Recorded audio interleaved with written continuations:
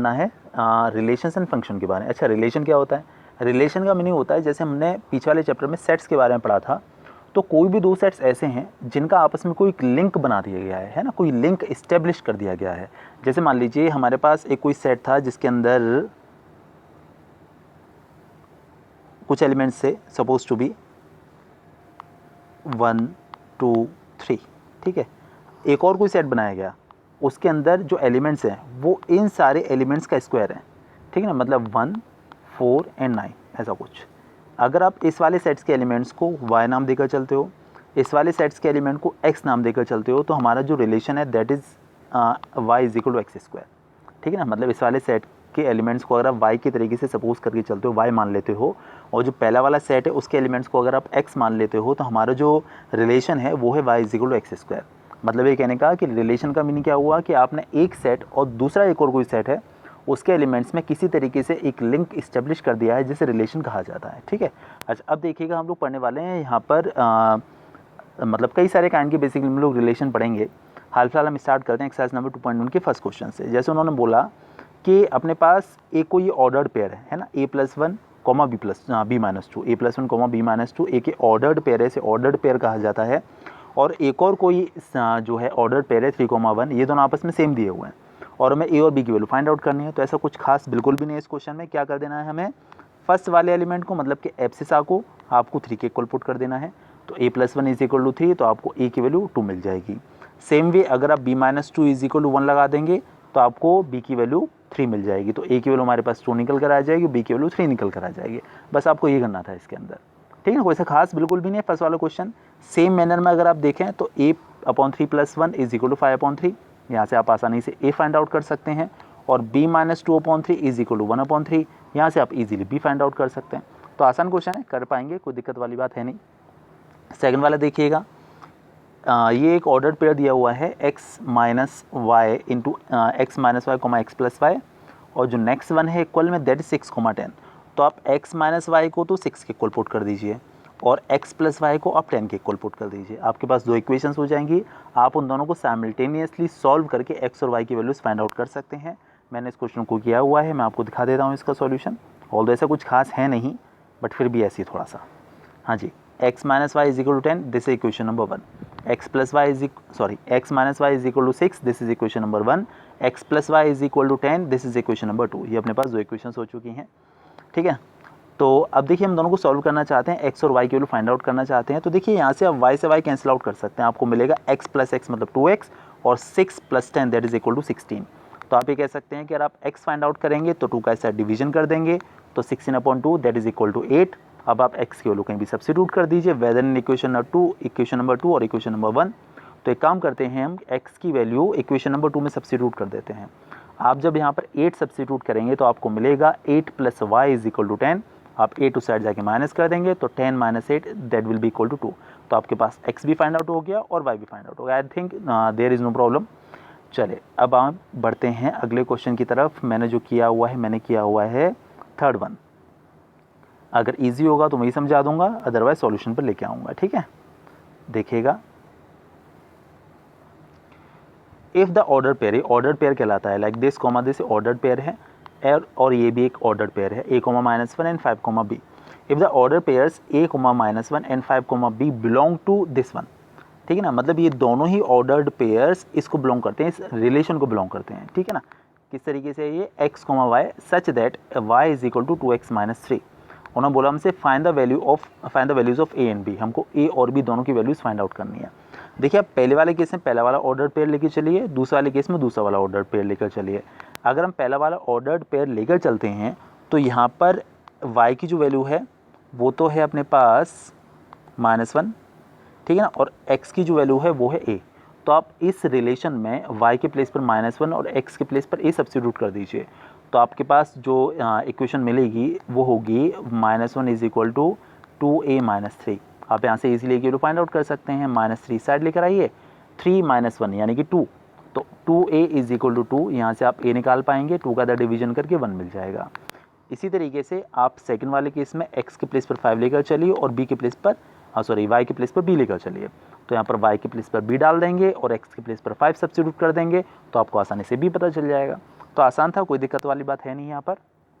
Okay, इसके बाद देखिए फोर्थ क्वेश्चन, हमें एक सेट दिया हुआ है, उसका नाम है P and that is equal to 7,8।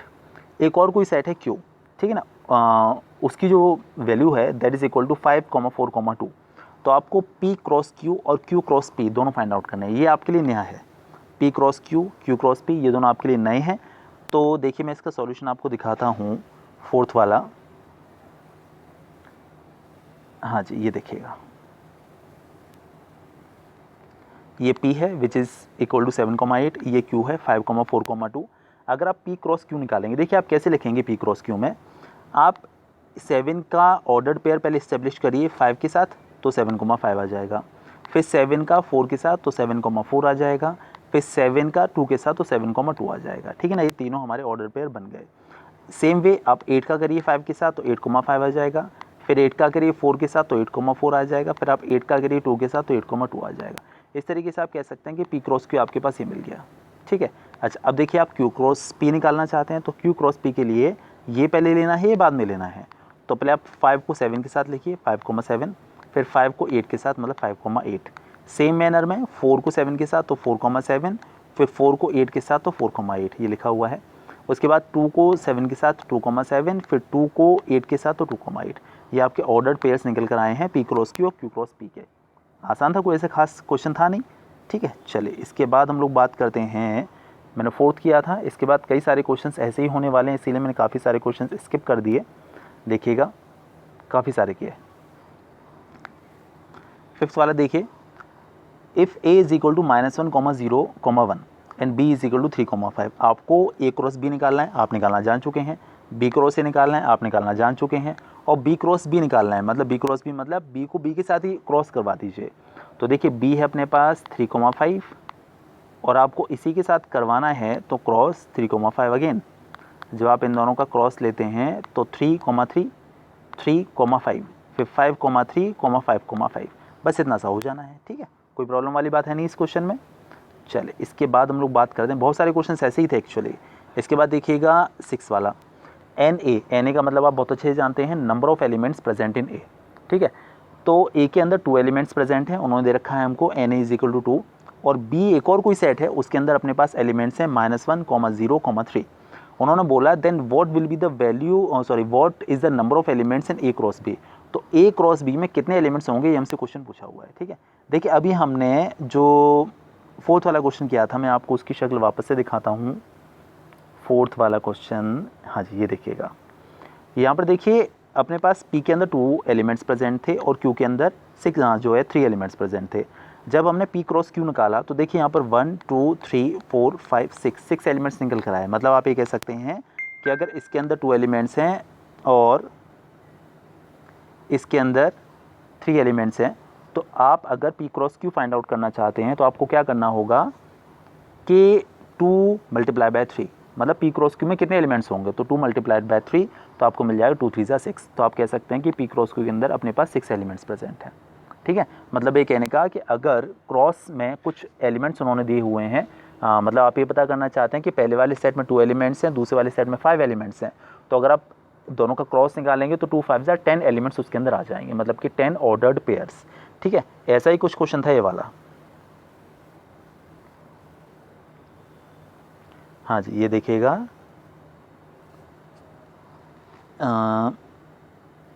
What I was talking about, ये वाला 7th one, sorry 6th one. देखिए हमको दे रखा है Na इज इक्वल टू 2, मतलब कि A कोई सेट है उसके अंदर 2 एलिमेंट्स हैं और B जो है उसके अंदर है -1, 0, 3। Then what is the number of elements in A cross B। देखिए इसमें 2 एलिमेंट्स, इसमें 3 एलिमेंट्स, तो मतलब 2 3 = 6, तो A क्रॉस B में 6 एलिमेंट्स निकल कर आएंगे। मेरे ख्याल से कोई दिक्कत वाली बात है नहीं इसके अंदर। सेम मैनर में देखिएगा जो number of elements present in A हैं वो 3 हैं और B जो है उसमें भी 3 एलिमेंट्स प्रेजेंट हैं। तो अगर आप यहाँ पर A cross B find out करेंगे तो 3 × 3 यानी कि 9 एलिमेंट्स इसमें निकल कर आ जाएंगे, ठीक है ना। कोई सी दिक्कत वाली बात है नहीं क्वेश्चन के अंदर, ईजी है। चलिए इसके बाद हम लोग बढ़ते हैं आगे। जी हाँ 9th वाला देखिएगा, A अपने पास कोई सेट है उसके अंदर 2 एलिमेंट्स हैं 1, 2। B अपने पास कोई सेट है उसके अंदर 3, 4 प्रेजेंट हैं। तो क्वेश्चन हमारे पास है then how many subsets will A cross B है। तो A क्रॉस B में कितने सबसेट्स होंगे, क्वेश्चन है ये। A क्रॉस B आप निकालिए, उसके बाद आपको पता करना है कि उसके अंदर कितने सबसेट्स होंगे। देखिए मैं इसका सॉल्यूशन दिखाता हूँ 9th वाले का, डेफिनेटली मैंने किया होगा। जी हाँ, ये देखिए, ये अपने पास ए था, ये अपने पास बी था, हमने ए क्रॉस बी निकाला, तो आपको बहुत अच्छे से पता है 1,3 1,4 2,3 देन 2,4, इस तरीके से हमने सारे एलिमेंट्स इस तरीके से यहाँ पर मेंशन कर दिए।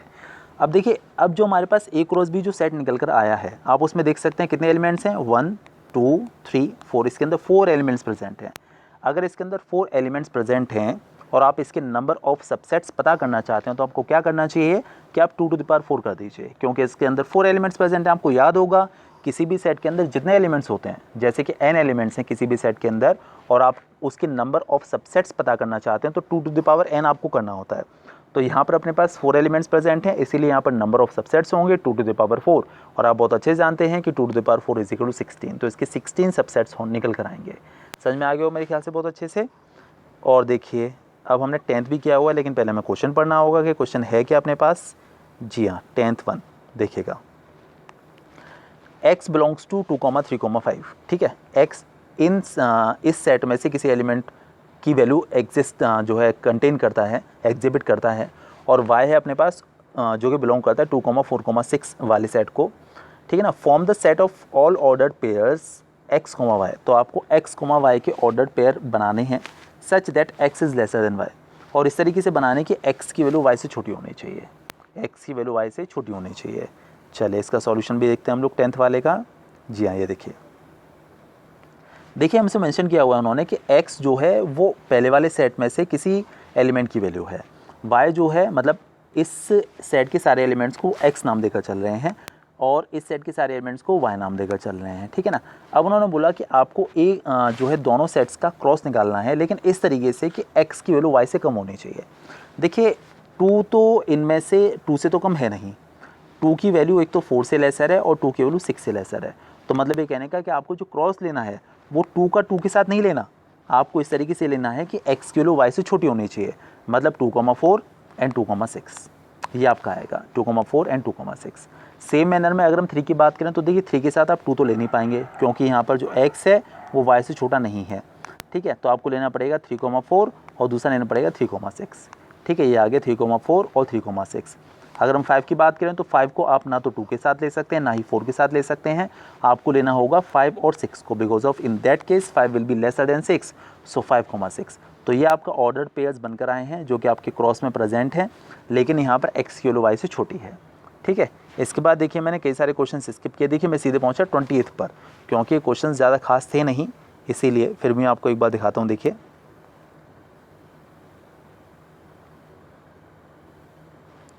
हाँ जी, 10th हमने कर लिया था, इसके बाद हम बात करते हैं 11th के बारे में। x belongs to -1 2 3 4 5 and y belongs to 0,3,6 form the set of all ordered pairs x, y such that x + y = 5, मतलब आपको इस तरीके से ऑर्डर्ड पेयर बनाना है कि x + y = 5 आना चाहिए। चलिए देखते हैं। देखिए अभी हम सबसे पहले बात करेंगे -1 के बारे में। -1 को आप इनमें से किस किस के साथ ऐड करके 5 ला सकते हैं, क्योंकि हमारे पास जो रिलेशन है दैट इज़ x + y = 5।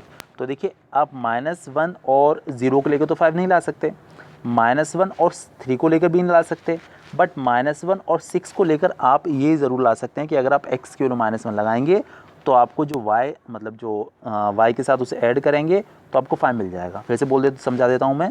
पहले वाले सेट के एलिमेंट्स को,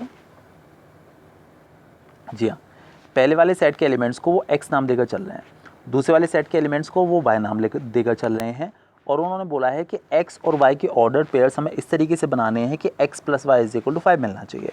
तो देखिए x का पहला एलिमेंट लेंगे -1, तो -1 + 0 करें तो 5 आ ही नहीं सकता, ठीक है। अगर आप -1 + 3 करें तो भी 5 नहीं आ सकता, बट अगर -1 + 6 करेंगे तो आपको 5 ज़रूर मिलेगा। तो जो पहला ऑर्डर पेयर आएगा उसमें आ जाएगा -1,6, ये आपका पहला ऑर्डर पेयर है, ठीक है। अगर हम लोग बात करें 2 के रिगार्डिंग तो देखिए 2 और 0 को प्लस करके 5 नहीं आएगा, तो मतलब 2,3 लेना पड़ेगा आपको।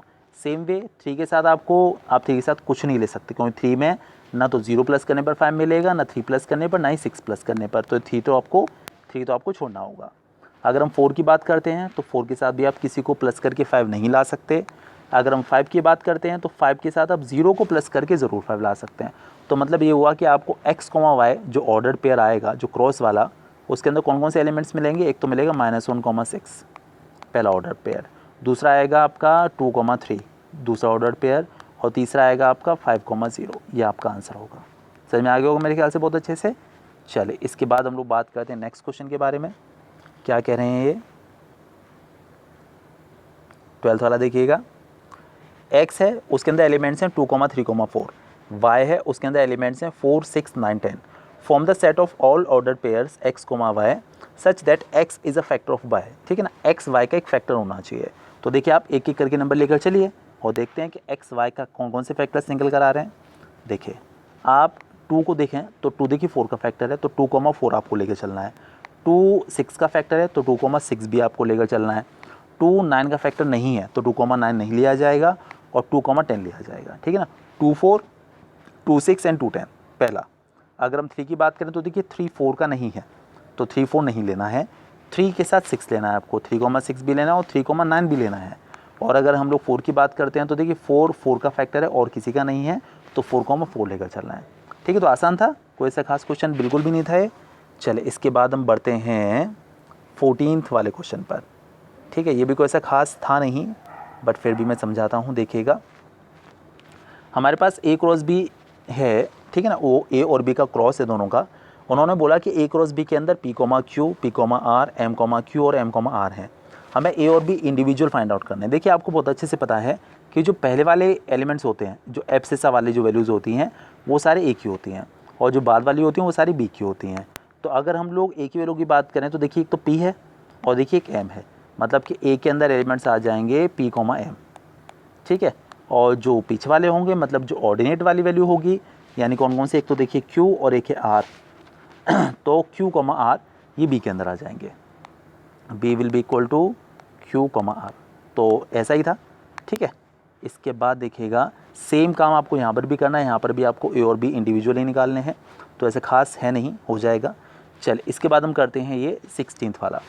उन्होंने बोला हमसे 16th वाले क्वेश्चन में कि A is equal to x comma y comma z and some elements of A cross B are. देखिए ए क्रॉस बी उन्होंने निकाला हुआ है और ए क्रॉस बी के कुछ एलिमेंट्स दिए हुए हैं, सारे नहीं दिए, कुछ एलिमेंट्स दिए हुए हैं जो कि हैं x,1, y,2 and z,1। Then write the set B such that n of A cross B is equal to 6, मतलब number of elements in A cross B is equal to 6। देखिए ए के अंदर कितने एलिमेंट्स हैं 3 और ए क्रॉस बी के अंदर है 6। तो अगर ए क्रॉस बी के अंदर, अभी हमने पीछे डिस्कस किया था कि अगर ए के अंदर 3 एलिमेंट्स हैं, ए क्रॉस बी के अंदर 6 एलिमेंट्स हैं, तो डेफिनेटली बी के अंदर 2 एलिमेंट्स होंगे, तभी तो 3 2s are 6 बनकर आ जाता है। तो मतलब बी जो सेट है उसके अंदर 2 एलिमेंट्स प्रेजेंट है। अच्छा अब देखिएगा ए क्रॉस बी के कुछ एलिमेंट्स हैं, उनमें से देखिए एक्स आ गया जो ए में है, वाई आ गया जो ए में है और जेड आ गया जो ए में है।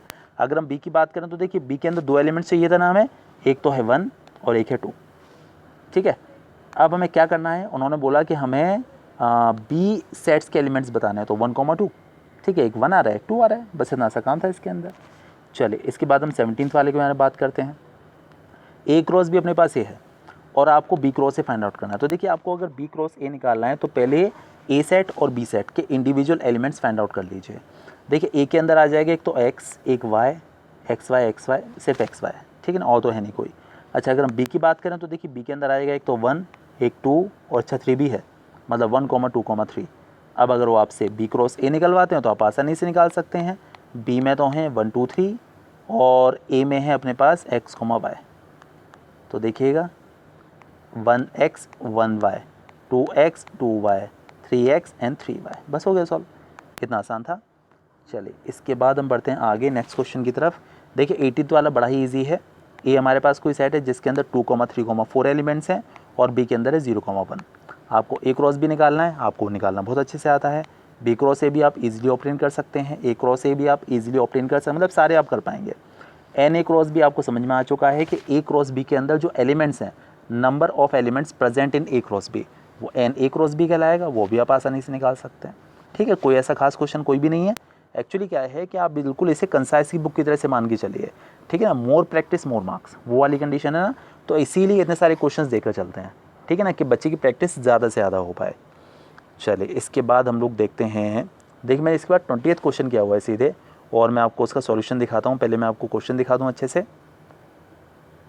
हाँ जी, हमारे पास एक कोई सेट है जिसके अंदर 1 2 3 एलिमेंट्स हैं और बी के अंदर है 3,4 और सी के अंदर है 4, 5, 6।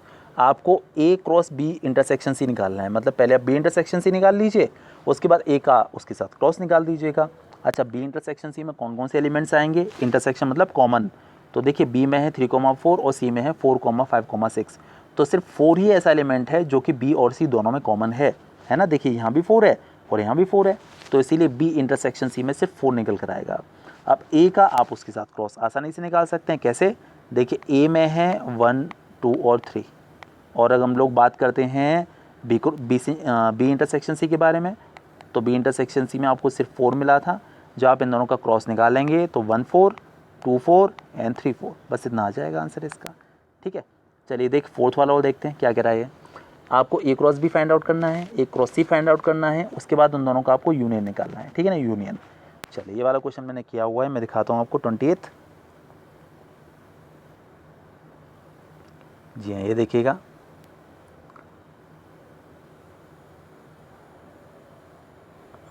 हाँ जी, देखिए हमारे पास ये ए है और ये बी है। अगर हम इन दोनों का क्रॉस निकालते हैं तो देखिए आपको मिलेगा, एक तो 1, 3, 1, 4, 2, 3, 2, 4, उसके बाद 3, 3 एंड 3, 4, ये आपके ए क्रॉस बी के अंदर आ जाएंगे। ठीक है, अगर हम लोग बात करते हैं ए क्रॉस सी के बारे में, ए क्रॉस सी, तो देखिए एक तो आएगा 1, 4, फिर आएगा 1, 5, फिर आएगा 1, 6। ठीक है, इसी तरीके से 2, 4, 2, 5, 2, 6। ठीक है ना, इसके बाद देखिएगा 3 के साथ 3, 4, 3, 5 एंड 3, 6, ईजी। इसके बाद देखिए हमने क्या किया कि ए क्रॉस बी फाइंड आउट कर लिया। अब आपको क्या करना था, दोनों का आपको यूनियन फाइंड आउट करना है, मतलब सारे एलिमेंट्स को कंबाइन करके लिखना है। लेकिन देखिए यूनियन निकालते समय आपको ये बात ज़रूर ध्यान रखनी है, मतलब कोई भी सेट लिखते समय आपको ये बात ज़रूर ध्यान रखनी है कि कोई भी एलिमेंट सेट का एक से ज़्यादा बार नहीं होना चाहिए। देखिए यूनियन का मतलब होता है, आपको यूनियन चाहिए ना इन दोनों का, यूनियन का मतलब होता है कि सारे मतलब जितने भी सेट्स हैं उनके एलिमेंट्स को आपको कंबाइन करके लिखना है, मिला कर लिखना है। ठीक है, तो चलिए मिला के लिखते हैं। पहले मैंने सारे ए क्रॉस बी के एलिमेंट्स लिख डाले, 1, 4, 1, 3, 1, 4, 2, 3, 2, 4, 3, 3, 3, 4, इस तरीके से सारे लिख दिए। अब दूसरे की लिखनी स्टार्ट किए। देखिए 1, 4 हम ऑलरेडी लिख चुके हैं, देखिए ये आ गया। ठीक है, तो ये 1, 4 वापस से नहीं लिखना है आपको, 1, 5 हम लिखाएंगे। ठीक है ना, 1, 5 हम लोग लिख लेंगे। देखिए 1, 6, 1, 6 लिखा जाएगा, और 2, 4 देखिए हम 2, 4 ऑलरेडी लिख चुके हैं, ये रहा। ठीक है, तो आपको 2, 4 फिर से नहीं लिखना है, इसे छोड़ दीजिए, आपको लिखना होगा 2, 5, ये रहा 2, 5, 2, 6, 2, 6 लिख लिया। 3, 4 देखिए हम ऑलरेडी लिख चुके हैं, ये रहा 3, 4, तो वापस से आपको ये वाला 3, 4 नहीं लिखना है, 3, 5 लिखना है और 3, 6 लिखना है, बस ये इसके अंदर आ जाएगा। तो कोई भी सेट लिखते समय आपको ये बात ज़रूर ध्यान रखनी है कि कोई भी एलिमेंट एक से ज़्यादा बार नहीं होना चाहिए। ठीक है, चलिए इसके बाद हम लोग बढ़ते हैं अपने अगले क्वेश्चन की तरफ, जो कि मैंने किया हुआ है 22nd। 21st वाला देख लेते हैं, कोई ज़्यादा मुश्किल तो नहीं है कहीं। 21st नहीं, मुश्किल नहीं होगा, वरना वो मैं इमेज ज़रूर लेता उसकी, वो आसान ही होगा जहाँ तक है। ठीक है, ईजी होगा। चलिए इसके बाद में 22nd के बारे में बात करता हूँ। तो देखिए 22nd में क्या क्वेश्चन, मतलब ईजी है वैसे तो। हमें दिया हुआ है एक कोई सेट है जो कि हमें सेट बिल्डर फॉर्म में लिख के दिया हुआ है, x such that x belongs to w and x is lesser than 2। 2 से छोटे आपको होल नंबर्स लेकर चल रहे हैं, w मतलब कि होल नंबर। b जो हमारे पास सेट है वो कुछ ऐसा है, x such that x belongs to n that is natural number, और x की वैल्यू 1 और 5 के बीच में है, और c उन्होंने हमको दिया हुआ है 3,5। आपको A intersection A cross B intersection C पता करना है, और A cross B union C पता करना है। देखिए आप आसानी से कर सकते हैं, बी इंटरसेक्शन सी आप इजीली निकाल पाएंगे अगर आपके पास बी की वैल्यू है और सी की वैल्यू है। तो देखिए हमारे पास सी की वैल्यू तो है, हमें काम करते हैं ए की थोड़ी अच्छी सी वैल्यू निकाल लेते हैं। मतलब आपको वो होल नंबर लिखने हैं जो कि 2 से छोटे हैं। अगर हम ए की बात करते हैं तो इसके अंदर आ जाएगा, ए के अंदर 0,1। अगर हम लोग बी की बात करते हैं तो आपको वो नेचुरल नंबर लिखने हैं जो 1 और 5 के बीच में है, मतलब 2, 3, 4, और सी के अपने पास तो वेल डिफाइंड वैल्यू है ही। आप आसानी से ए क्रॉस बी इंटरसेक्शन सी निकाल सकते हैं। पहले बी और सी का इंटरसेक्शन निकालिए, उसके बाद ए का उसके साथ क्रॉस निकाल दीजिए।